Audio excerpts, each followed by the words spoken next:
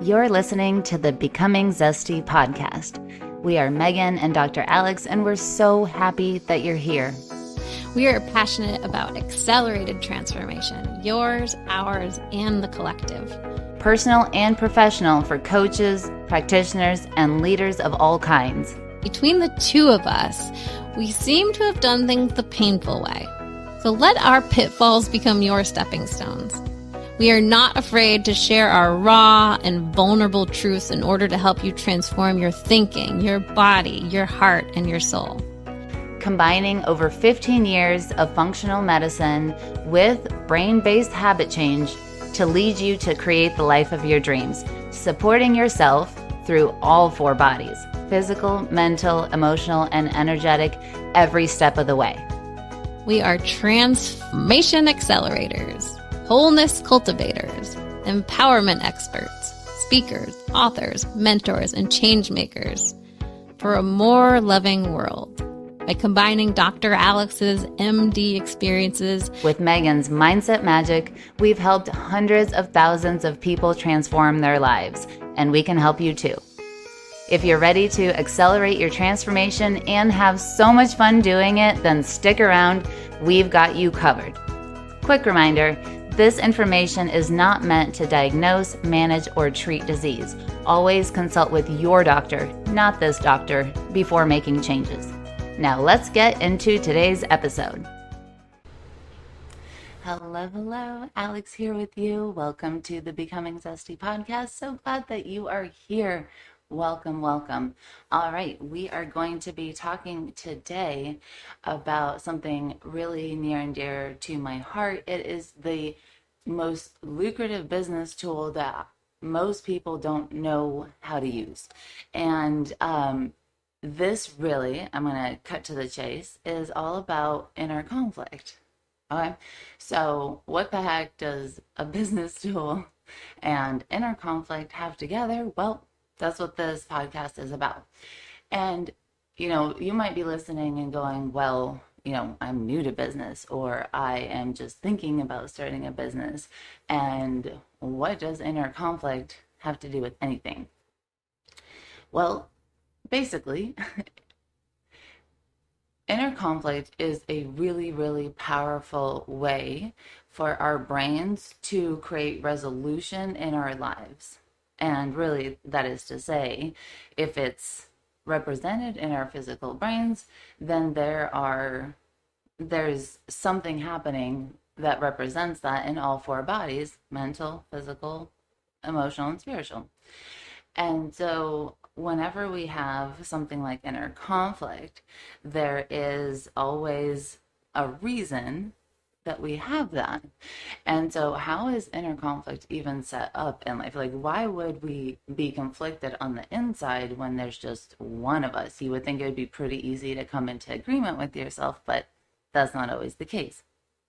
Well, it works like this. So when we are growing up, we begin to have experiences and our brain begins to make meaning of it, right?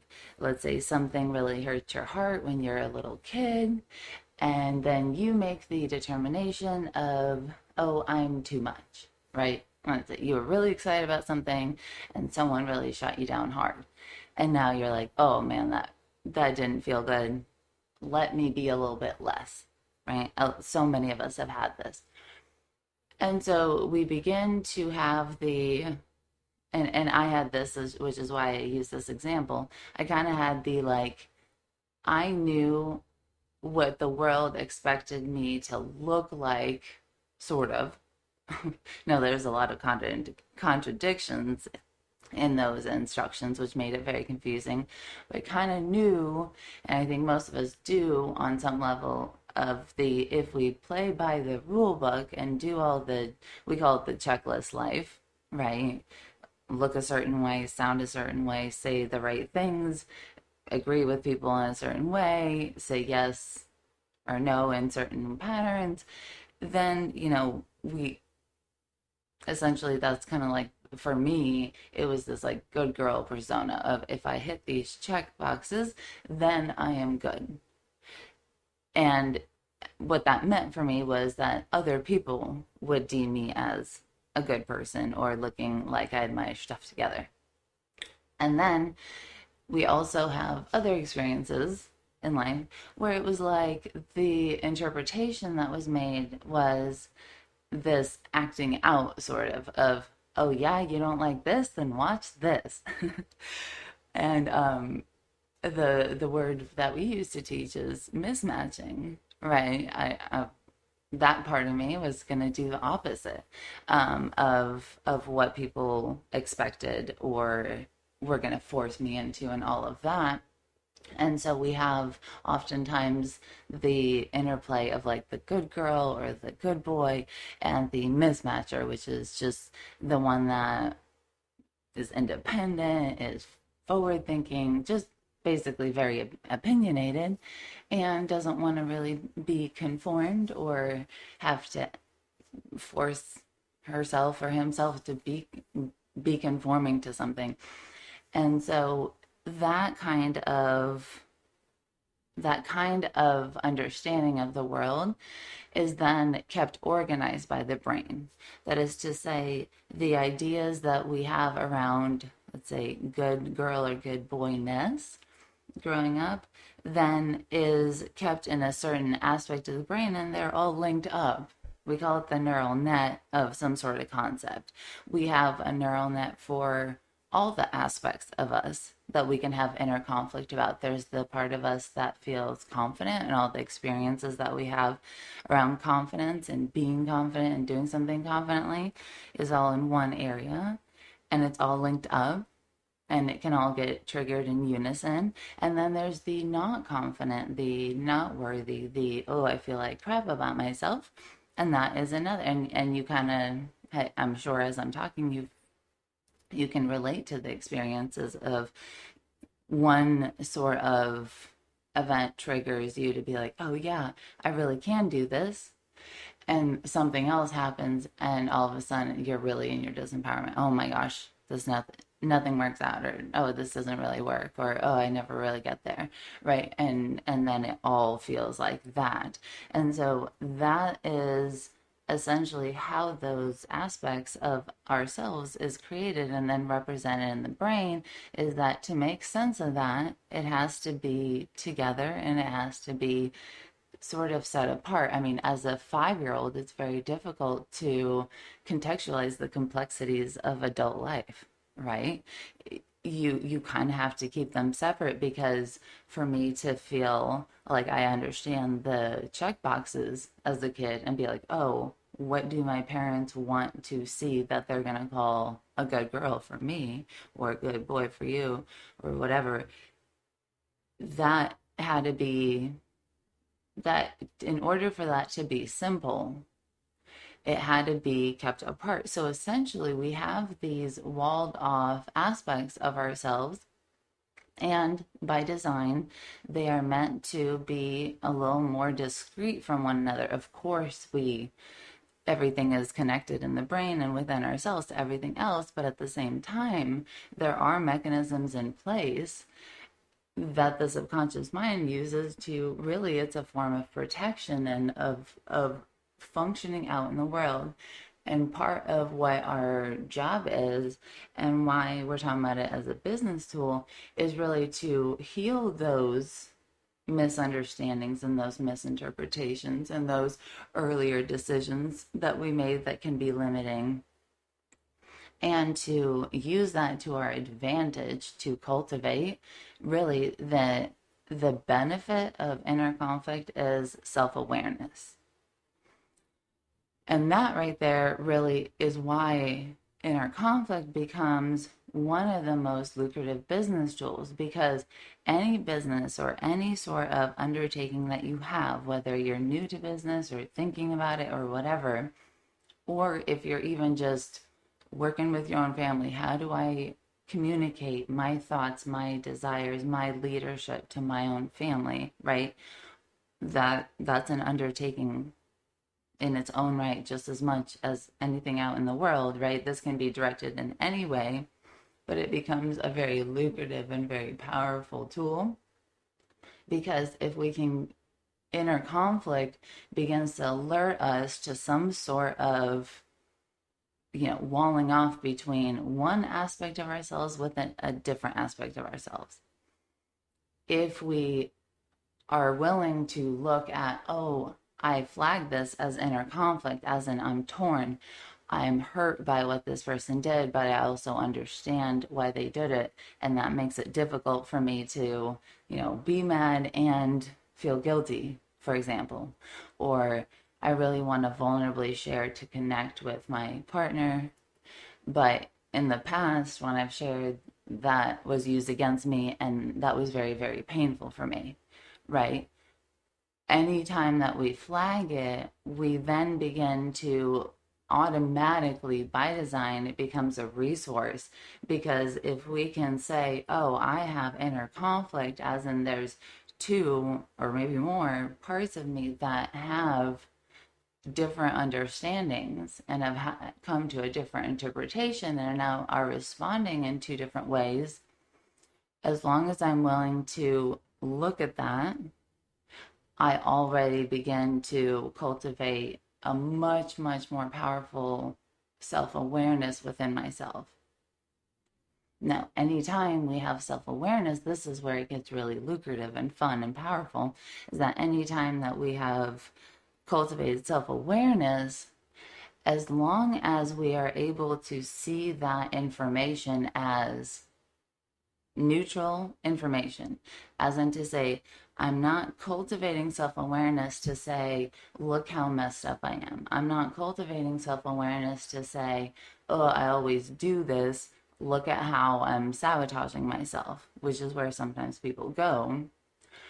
But if we're willing to say, this is what it is now, and I am willing to work with myself to make sense of this, to make this more understandable for myself, to make it more supportive of what I want to accomplish, to negotiate within the self-awareness of, if now I now understand that this is why I do something or why I feel a certain way, what is it then that I need to help myself accomplish this, right? It's not in order to sort of self-deprecate yourself or inflict pain onto yourself. It's to say, if this is me and I believe me and I accept me,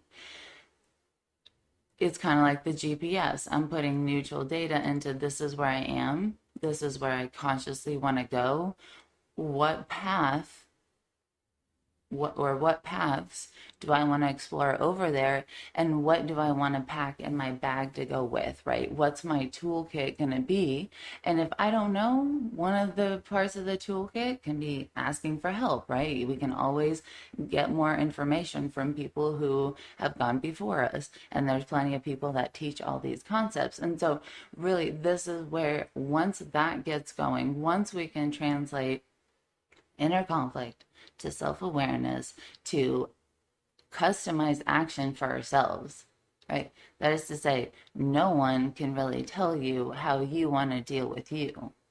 And thank goodness, most of the time people find this such a relief, because this is the first time they're getting to have the kind of parent that they really wanted growing up, and the kind of parent they want now, and the kind of parent they likely want to be, right?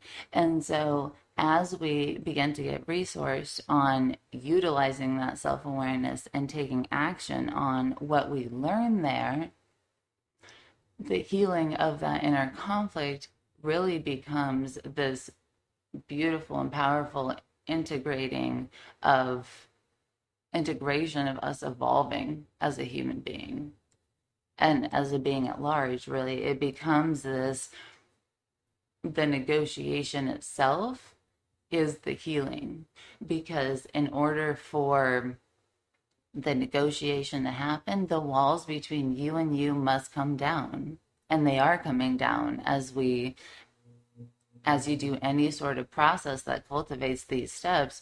That's what happens. The walls come down, and we begin to have a much higher level grown up understanding of interpreting these two things, right? How do I reconcile that I am both someone very confident and someone who experiences periods of not feeling confident, right? How do I experience vulnerability and also have a fear of vulnerability and also be able to support my own fear and see myself in my own fear and give love to myself while I'm in fear, right? That is the healing. That is what it looks like. And no matter what you do in business or in life, that healing is what people look at and say, oh, I know that they walked that path, and they can both diagnose what's going on with me and begin to help me heal, right? They have a solution, and that makes us magnetic. That means that we live our business lives and our persuasive, influential lives as leaders 100% of the time. You might be sitting at home by yourself, but what you put out into the world, that feeling of healing and coming into union with you and you, and as you walk that path, knowing that that's who you are and that's who you're becoming, and walking in the confidence of there is nothing that keeps me from me. There is nothing that can figure out me but me, right? There is no one forcing me to do anything but what I choose to put on my plate. The way that you feel waking up in the morning is different, right? And so that's where, as we walk that path, it gets better and better and better, because everything that we do then becomes infused with the identity of who we are. And when we infuse our identity of who we are in our creations in the world, whether that's the dinner you made or the podcast you recorded, whatever it is, the way you move then becomes its own energy and its own power and its own momentum. It's kind of like a train, right? And that inner unity begins to shine a light for people out in the world to say, oh, this feeling that I have, I know that there's something more for me out there. I know that it could be better. And most of us have that feeling. And without resources, oftentimes our only choice is to kind of tamp it down. But we're not talking about tamping it down here. We're really talking about leadership here at Becoming Zesty, right? Everything that we do is how can we be role models for a faster transforming, healing world? And it starts with us, right? And everybody always talks about that, but this is what it looks like. We are going to be teaching more parts masterclasses in terms of inner conflict. How do we utilize it? What resources do we have to work within ourselves? And of course, you know us at Zesty over here. We are going to make resources and tools and teach you how to work with yourself, how to negotiate, how to speak. We have all of that because we passionately believe in teaching people the how. Everybody says get to know yourself. Most of them don't tell you how to do it, and we really, really feel strongly about giving people the resources that are the answer. How does someone negotiate with themselves? Well, we're going to be teaching you exactly how to do that. Check out the links in the show notes, and definitely come on to the masterclasses, the live calls that we have. We always give opportunities to ask a lot of questions, to gain understanding, and of course to take this into your own life, get the benefit, live the benefit, showcase the benefit to the world, and ultimately help the world become a better place. We're sending you lots of love. We'll see you on the next podcast and on the live call. Thanks for coming to hang out with us on the podcast. It is our goal to lead others through accelerated transformation that takes all parts of ourselves into account. And we need your help.